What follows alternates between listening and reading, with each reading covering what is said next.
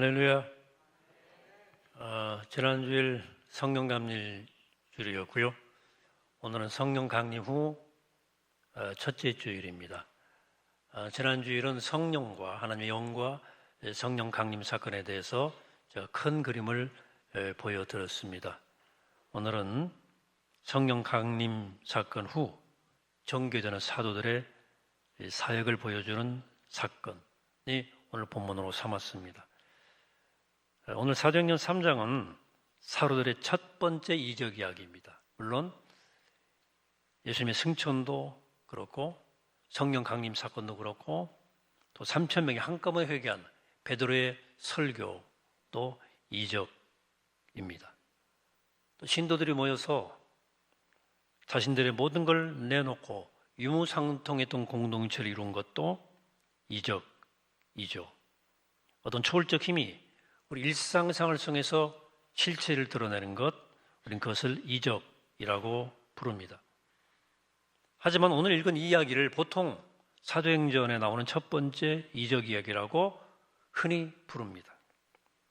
우리가 가나의 혼인잔치에서 물을 포도주로 바꾼 주님의 그 사건을 예수님의 첫 번째 이적이라고 말하는 것처럼 일반적으로 성전 입구에서 한 장애인을 고친 이야기가 사도행전의 첫 번째 이적으로 불리워집니다. 누가는 사도행전 저자죠. 매우 사려 깊은 사람이었습니다. 그런 성령께 영감과 지혜를 구하면서 초대교회 이야기를 쭉 써내려 갔어요. 그런 자신이 알고 있던 여러 가지 이적 이야기 중에서 이 이야기를 가장 먼저 소개하고 싶었습니다. 때는 오후 3시였어요. 유대인들 중에 믿음이 깊은 사람들은 하루에 3번 아침, 저녁 그리고 오후에 기도를 올렸습니다. 성전에서 그 시간을 알리는 나팔 소리가 들리니까 베드로와 요한은 기도하기 위해서 성전을 향했습니다. 그때 성전 안으로 들어가는 미문, 아름다움이 있자요. 아름다운 문이라는 뜻인 문이 있었는데 그 문에 이르는 계단이 있었고 거기에 병자와 그리고 장애인들이 구걸하고 있었습니다. 예수님 당시에 유대교인들은 알면서 지은 죄에 대해서는 선행으로 상쇄시켜야 된다고 생각했어요. 모르고 지은 죄만 제사로 해결할 수 있었습니다. 해서 최종 심판을 받을 때 내가 알고도 지은 죄와 내가 행한 선행을 저울에 놓고 내가 행한 선행이 무거우면 구원을 받고 내 죄가 무거우면 심판받는다고 가르쳤습니다. 그 교리 때문에 유대교인들은 할 수 있으면 선행을 하려고 애를 썼습니다. 선행 가운데 가장 손쉬운 선행이 가난한 사람을 돕는 일이었어요. 물론 돈이 제일 중요하다고 하지만 사실은 돈을 주는 것이 제일 쉬울 때가 있습니다. 그 돈이 나한테 그렇게 큰 의미가 있는 돈이 아니고 그렇게 크지 않은 돈일 경우 마음만 먹으면 얼마든지 줄 수 있어요. 그런 이유 때문에 성전 뜰에는 구걸하는 사람들이 많이 몰려들었고 제사 드리러 성전을 향할 때는 사람들은 각각 자기의 죄를 생각나니까 거리를 만나면 어떻게든 선을 쌓으려고 하는 것입니다. 성지를 가보면 에집트 쪽에는 거린들이 많은데 예루살렘 쪽은 이스라엘 좀 깨끗한 것 같아요. 근데 예루살렘 현지에 사는 사람들 이야기를 들어보면 예루살렘 도시에도 유대인들 대상으로 구걸하러 다니는 사람들이 꽤 있다는 거예요. 이 사람들은 한 번만 한 푼 도와주십시오 이렇게 낮은 자세로 구걸하는 것이 아니라 아주 당당히 요구한답니다. 당신이 나를 돕는다고 생각합니까? 사실은 내가 당신을 돕는 거야. 나 같은 사람 없으면 당신이 구원받을 것 같아? 이런 식으로 돈을 요구한답니다. 그래서 이 중에서 상당히 좋은 집에 사는 사람들도 있다는 거예요. 직업적 거지인 거죠. 오늘 주인공이 꼭 그렇다는 말은 아니지만 그런 성전 안에서 비교적 좋은 자리를 차지하고 있었습니다. 성전 입구 쪽에 딱 자리 잡은 거죠. 아마 그들은 그 자리를 아마 누군지 가족인지 친구인지 누군지를 모르겠지만 매일 그데다 데려다 놓은 겁니다. 그들은 아마 그 자리에 차지하기 위해서 제사장들과 부정한 결탁했을 가능성도 있어요. 혹은 힘을 써가지고 완력으로 다른 사람을 밀어내고 그 자리를 차지하게 했는지도 모릅니다. 실제로 당시에 이렇게 성전 미문에 좋은 자리를 차지하기 위해서 다툼이 종종 일어났거든요. 이야기를 이해하는 데 있어서 여러분들 또 하나 기억할 사실이 하나 있는데, 그 장애인은 성전 안으로 들어갈 수가 없었습니다. 당시 율법은 장애를 가진 사람은 하나님의 회중에 들어가지 못한다고 규정해 놓았기 때문입니다. 장애를 가졌다는 말은 당시에는 숨겨진 죄가 있다는 뜻이었고, 따라서 성전에 들어가기에 적절치 않다고 여겨졌던 것입니다. 그러니까 매일 성전뜰에 와 있기는 했지만 성전으로 안으로는 들어갈 수 없는 사람, 하나님을 만날 수 있는 장소에 매일 와 있지만 하나님께 가까이 갈 수 없는 사람, 모두가 하나님을 만나러 오는 장소에서 사람들이 던져주는 돈에만 희망을 걸 수밖에 없는 사람, 오늘의 주인공은 바로 그런 삶을 살고 있던 사람입니다. 그의 실존은 하나님 없이 사는 사람들의 상태를 상징적으로 보여주고 있습니다. 사람은 누구나 하나님 안에서 살아갑니다. 하나님을 부정하고 하나님을 안 믿는 사람도 실은 하나님을 의식하고 살아갑니다. 바울 사도가 아덴에 가서 전도하면서 이 사실을 언급한 적이 있어요. 그게 사도행전 17장에 나와요. 세 번역입니다. 여러분의 시인 가운데도 몇몇도 우리도 하나님의 자녀다라고 말한 바와 같이 우리는 하나님 안에서 살고 움직이고 존재하고 있습니다. 믿든지 안 믿든지 인간 모두는 하나님 안에 살고 있고 움직이고 있고 존재하고 있다는 얘기를 하는 거예요. 아덴의 사람들은 비록 창조주 하나님을 믿지는 않았지만 신이 존재하고 한다고 믿었고, 자신들이 그 신의 그 큰 우주적 품 안에서 살고 있다는 사실을 인정했어요. 그래서 바울은 설교하면서 아덴의 설교에서 그들이 알지 못하고 있는 신들, 그 신이 바로 예수 그리스도를 통해서 당신을 드러내신 창조주 하나님이심을 설교하죠.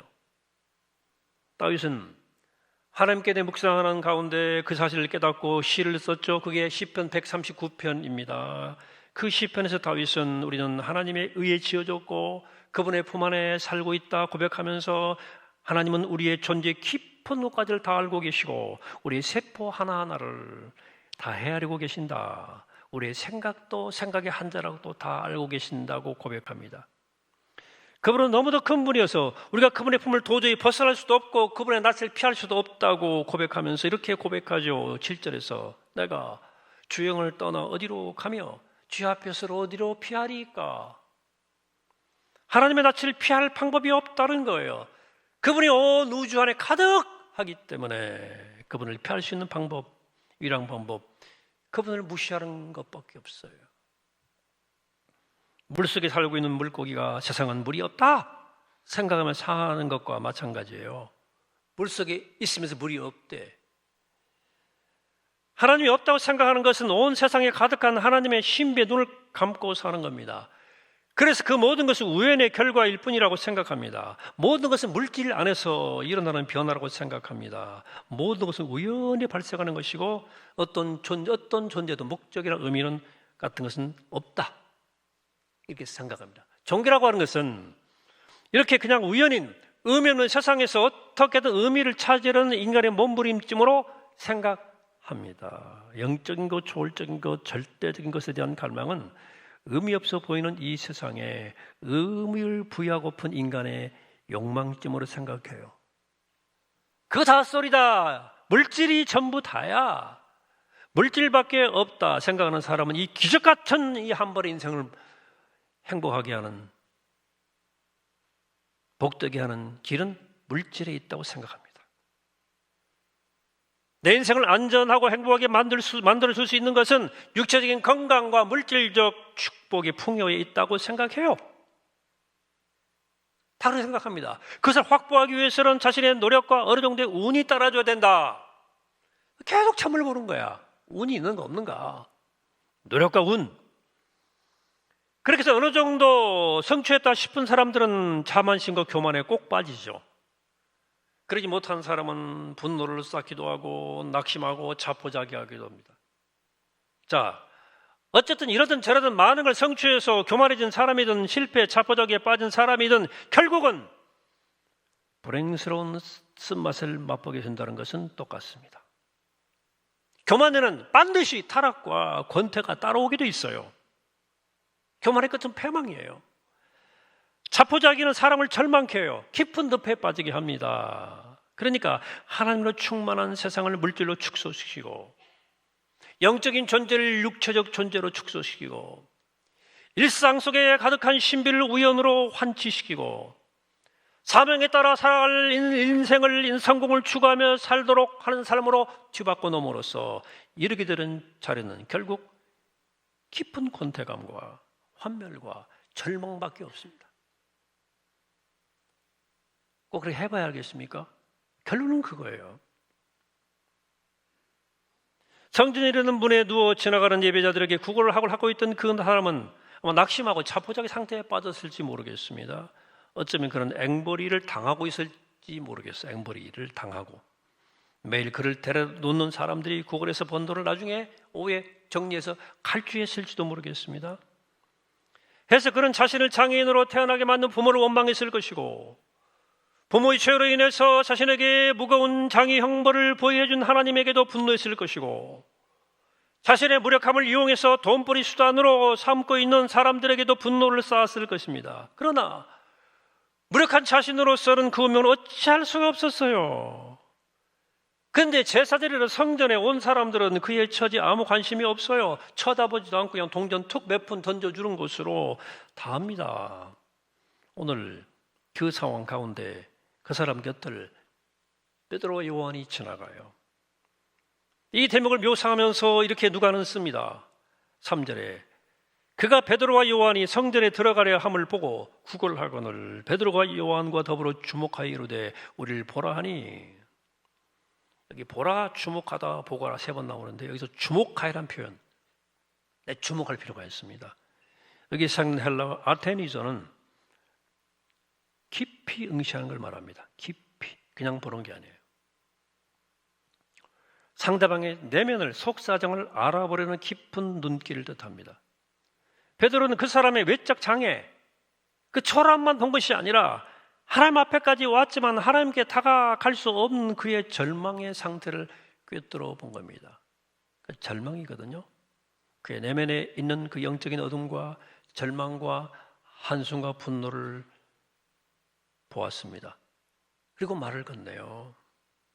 다른 사람들은 그냥 동절한 입 딱 던져주고 지나갔어요. 눈길을 맞추는 법이 없죠. 그 사람을 인정하지 않는 거죠. 그냥 구걸하는 거지야. 근데 베드로는 그 사람에게 다가서서 발길을 멈추고 그를 똑바로 쳐다보고 말합니다. Look at me. 너 나 알아봐라. 그런 눈으로 보지 말고 나를 봐. 그를 거지가 아니라 한 사람으로 대하는 거죠. 한 사람의 사람으로. 아마도 그런 베드로가 이 사람이 좀 큰 돈 주려고 그러는가 생각하고 번쩍 다시 한번 제대로 쳐다봤을 거예요. 그러다 베드로 이렇게 말하죠. 같이 합독합시다. 6절입니다. 시작. 은과 금은 내게 없거니와 내게 있는 이것을 내게 주노니 나사렛 예수 그리스도의 이름으로 일어나 걸으라. 아멘. 이 장애인이 이 말을 알아듣기도 전에 그런 장애인의 손을 떡 잡고 일으킵니다. 40년 동안 한 번도 걸어본 적이 없는 발과 다리에 근육이 있겠어요? 있을 리가 없죠. 근데 이게 웬일입니까? 일어나 치는 거예요. 그런 자신에게 일어난 이 일을 도무지 믿을 수가 없어서 걸어도 보고 뛰어도 보고 걸었네 뛰었네 했어요. 정말 기적이 일어난 거죠.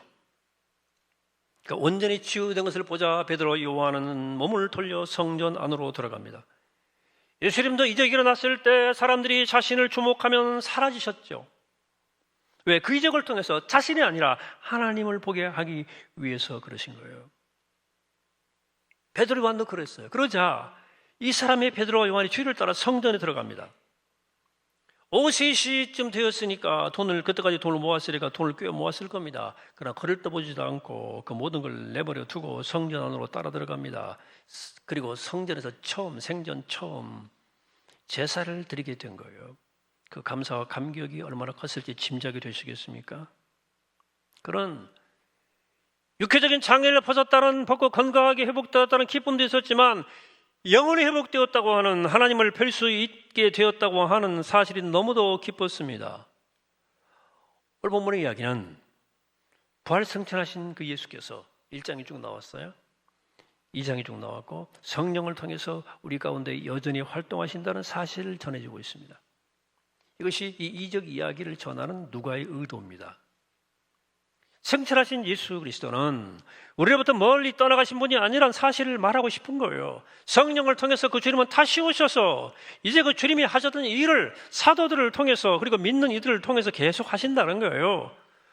우리가 예수 이름을 부를 때 성령께서 예수 이름을 통해서 이루신 일들을 우리 가운데 행하신다. 말하자면 이 사건은 성령께서 예수를 통해 예수의 이름으로 계속 일하신다는 증거였던 것입니다. 이런 이적은 사도시대에 끝났다고 말하는 가르치는 분들이 있어요. 하지만 그렇지 않습니다. 성령께서는 지금도, 우리 똑같이 사도시대예요. 똑같이 지금도 필요할 때마다 치유의 이적을 베풀어 주셔요. 물론 항상 그런 일이 일어나는 것은 아닙니다. 사실은 이적은 특별한 때, 특별한 방법으로, 특별한 방식으로, 특별한 이유로 일어나는 일입니다. 하지만 오늘도 여전히 하나님께서 원하실 때 이적이 일어나요. 그걸 통해서 주님은 당신이 여전히 일하신다는 사실을 우리에게 계속 일깨워 주시는 거예요. 여러분, 베드로와 요한이 이 이적을 행할 때 거기에는 병든 사람과 장애인들이 많이 있었습니다. 베드로는 그들을 다 찾아다니면서 고쳐주지 않았어요. 하나님은 그런 식으로 일하시는 분만은 아니에요. 베드로와 요한이 예수 그리스도의 이름을 믿고 기도하면 기도한 사람이 다 나은 거 아닙니다. 천지가 환자였는데. 이 치유의 이적은 베드로와 요한에게도 간헐적으로 일어났습니다. 다만 그 색깔을 보면서 성령께서 지금도 너희 가운데 역사한다는 사실을 믿으라는 거예요. 그리고 그런 이적이 일어나지 않아도 여전히 성령께서 일하신다는 사실도 알라는 거예요. 그래서 우리는 내 자신의 질병을 위해서 혹은 다른 사람의 아픔을 위해서 기도합니다. 왜? 지금도 주님께서 원하시면 치유의 기적을 베풀어 주실 것을 믿기 때문입니다. 그 기도하는 거예요. 하지만 기도한다고 해서 언제나 치유의 이적이 일어나는 것은 아님도 우리는 알아요. 그래서 그래도 우리는 바라는 대로 응답되지 않아도 우리는 여전히 기도합니다. 치유하시든 안 하시든 주님께서는 당신께서 사랑하시는 사람에게 가장 좋은 걸 주실 것을 믿기 때문입니다. 치유의 이적이 일어나지 않아도 주님께서는 여전히 일하고 계심을 믿기 때문에 우리는 하나님이 어떻게 응답하시는지 관계없이 그 아픔을 위해서 다 기도하는 겁니다. 기도해야 되는 것입니다. 오늘 이 얘기를 통해서 우리가 발견해야 될 더 중요한 진실이 남아있어요. 이 이야기를 첫 번째 이적으로 소개한 누가의 메시지는 지금도 이적이 일어난다는 것에 그치지 않습니다. 이 이야기는 예수 그리스도를 주님으로 영접하고 사는 사람들에게 두 가지 매우 중요한 메시지를 던져줍니다. 첫째는 우리 믿는 사람들은 믿지 않는 사람들을, 아니 모든 사람들을 대할 때 스쳐 지나가지 말고 멈춰서도 주목해야 한다는 사실입니다. 베드로가 그 장인을 보고 주목한 것처럼 우리도 믿지 않은 사람들의 내면을 주목해야 된다. 베드로는 그 외적 상태만 보지 않고 그의 내적인 불행을 꿰뚫어 보았습니다. 몇 걸음만 떼면 하나님을 만날 수 있는데 성전 문 바깥에 서가지고 사람들이 던져주는 동전이나 모으고 있던 그 영혼의 불행을 꿰뚫어 본 겁니다. 여러분, 지난 한 주간 사시면서 누군가를 주목해보고 그 사람의 내면이 어떤지를 살핀 일이 있습니까? 혹시 사는 게 내일이 너무나 바빠가지고 그저 사람들을 스쳐 지나가듯 살아온 것 아닙니까? 오늘 대부분의 크리스찬들은 사람을 스쳐 지나갑니다. 다 내 삶에 바빠서, 너무 바빠서 다른 사람의 눈길을 줄 시간이 없지, 여유가 없지. 그리고 우리는 다른 사람의 내면적 불행을 못 봅니다. 껍데기만 봐요, 껍데기만.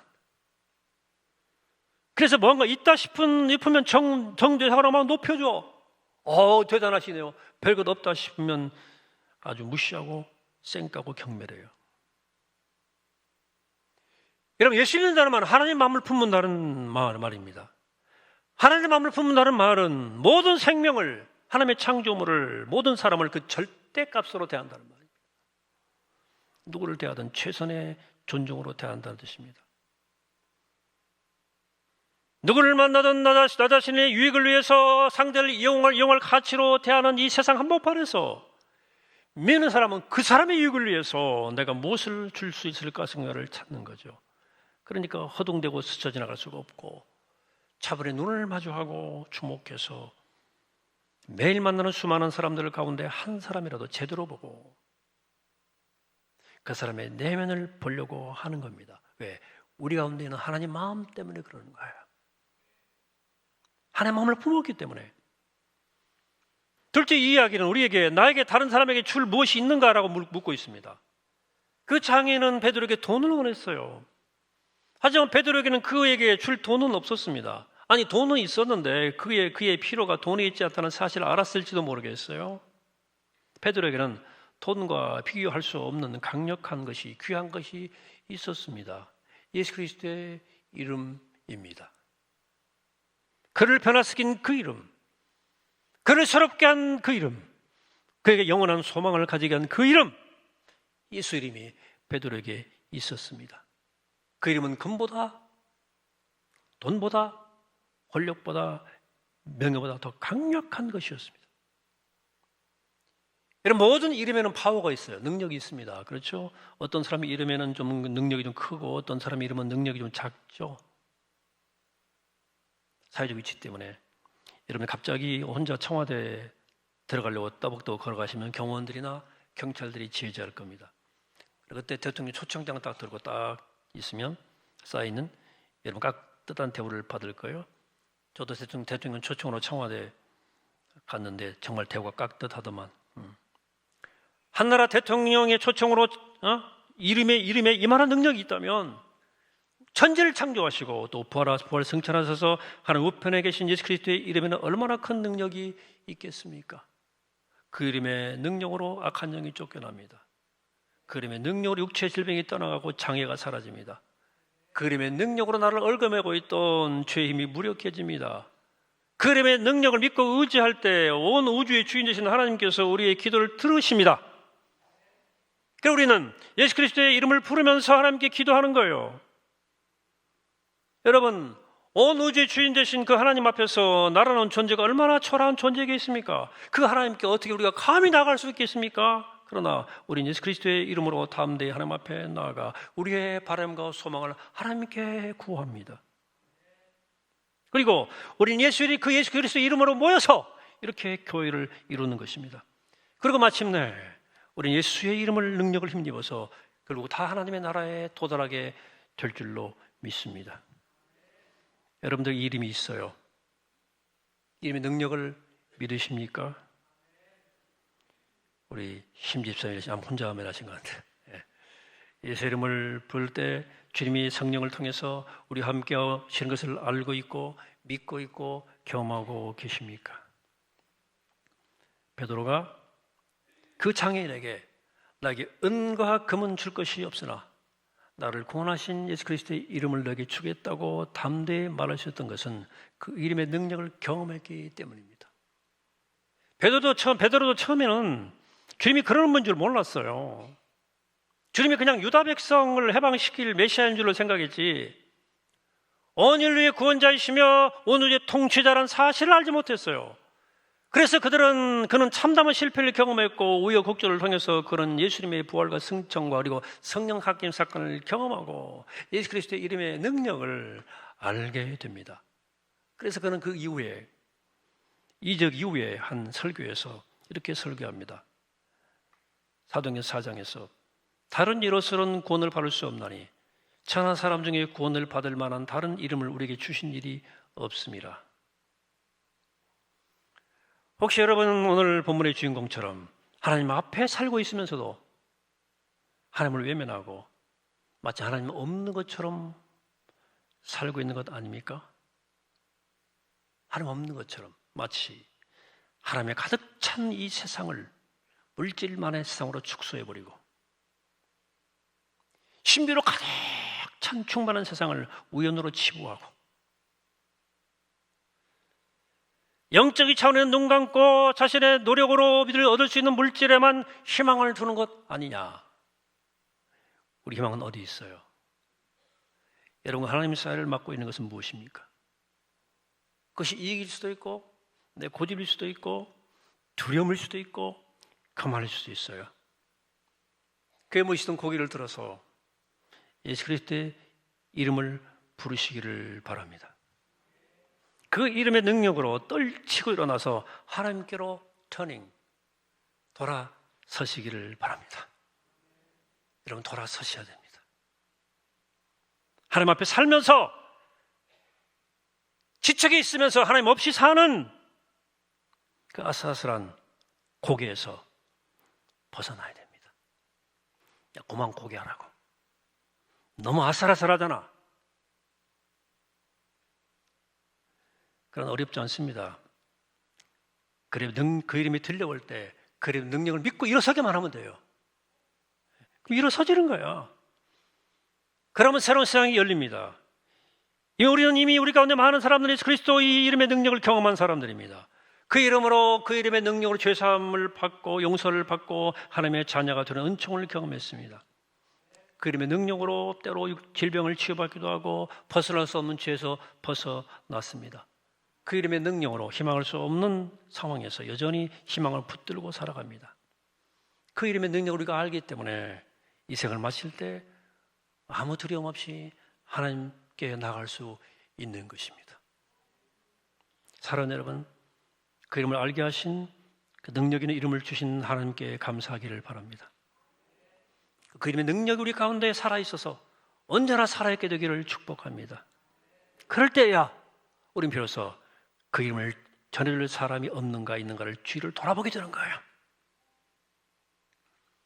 그래, 그 이름을 전해주고 싶어서 만나는 사람마다 걸음을 멈추고 그 사람이 어떤 상황이 있는지 살펴보게 되는 것입니다. 영혼의 눈이 생기는 거예요. 보는 눈이. 사랑하는 여러분, 우리가 살아가면서 내가 사랑하는 사람에게 쓸 수 있는 최고의 선물은 예수의 이름입니다. 예수의 이름이에요. 내가 만나는 사람 누군가에게 줄 수 있는 최선의 선물은 역시 예수의 이름입니다. 바라기는 이 아름다운 계절, 그 이름의 능력을 체험하고 그 이름을 전하며 그 이름의 능력으로 살아가는 우리 모두가 되시기를 이 시간 주의 이름으로 간절히 축원합니다. 기도하겠습니다. 거룩하신 하나님, 그저 성전 곁에 와 있지만, 성전 앞에 있었지만 그저 사람들이 던져주는 몇 분만을 바라보고 살았던 이 장애인에게 베드로 요한이 말합니다. 은과 금은 내게 있거니와 내가 말하노니 나사렛 예수 이름으로 명하노니 일어나 걸으라. 그 이름을 선포했습니다. 그 이름에 능력이 있었고 그는 일어났고 걷고 뛰었고 주님을 찬양했습니다. 하나님, 우리 가운데 이름의 능력을 경험하게 하시고 그 이름의 능력으로 살고 이름의 능력을 선포하는 삶을 살아갈 수 있도록 우리를 함께하여 주시옵소서. 늘 승리하게 하시고 복되게 하옵소서. 예수 그리스도 이름으로 기도합니다. 아멘.